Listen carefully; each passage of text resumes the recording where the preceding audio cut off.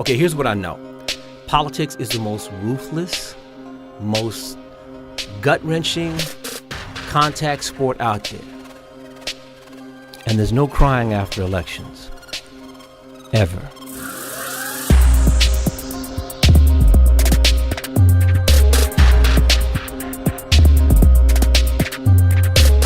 Okay, it's been a day now.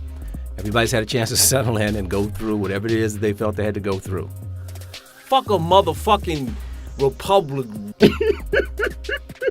This nation is done. When Reagan was elected, they want to put that motherfucker on Mount Rushmore for what? Black man get in office, all of a sudden, there ain't no respect. Let me speak on the mic. Oh man, I'm about to...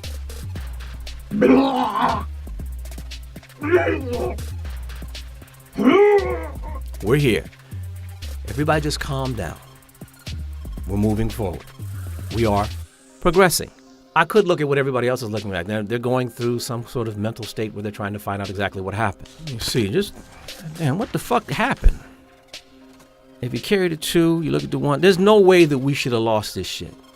But what I want to focus on is something that not a lot of people were talking about. ABC, CBS, NBC, Fox News, MSNBC, CNN, and except for Democracy Now!, public radio. That's right, public radio. No one had anyone talking about the Republican strategy of voter suppression and how that was affecting the races. You would think that in the swamp of pundits at every table, there would be a guy to the side that they can turn to and say, well, how does voter suppression affect this one race? Well, it looks like the morass in Georgia is going to be a little bit deeper because it's too close to call.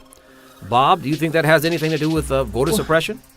There's 40,000 votes missing. Fuck yeah. Okay, let's check out what's going on in Florida. But it is important to understand that from 2010 until now, they put together a multi-tiered, multi-state, multi-million-dollar strategy to disenfranchise voters. They call it voter ID. I want to know if they got the money's worth. I want to know if what they put forward is actually going to have an effect on this election. Like, we don't even know what the real turnout was. They said there was 8% Latino turnout for this election.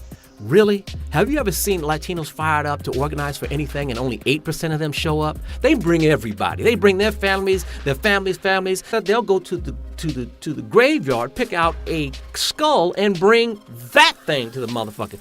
They don't care. Now, one good thing that can come from this is that the left can finally release themselves from the yoke of the blue dog Democrat. The people who act like they're in the party, who run on the party mechanism, who use the party's money, but then don't act like they're under the leadership of the party. The worst case scenario was Alison Lundgren.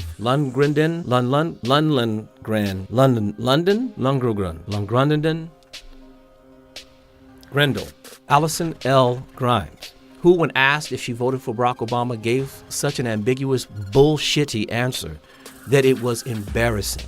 No, really, she was trying to cull the Kentucky cracker vote.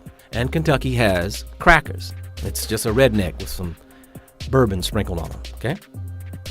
In most of the red states, the United States of America, they have the poorest populations.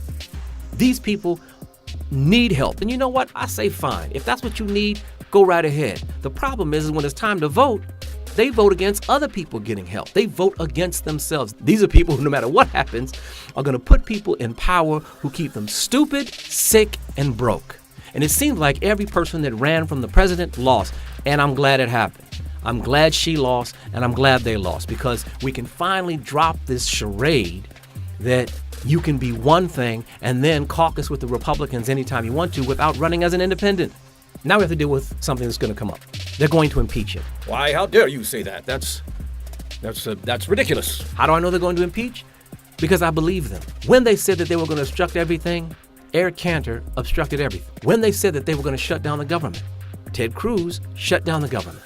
When they said that they were going to stop bills from going through using the filibuster, the sequester, the debt ceiling debacle, the first time ever an attorney general was censured for no good goddamn reason. Well, for a project that had been started under George W. Bush, the Republicans did it. See, the fact of the matter is that the Republicans never had a governing point of view.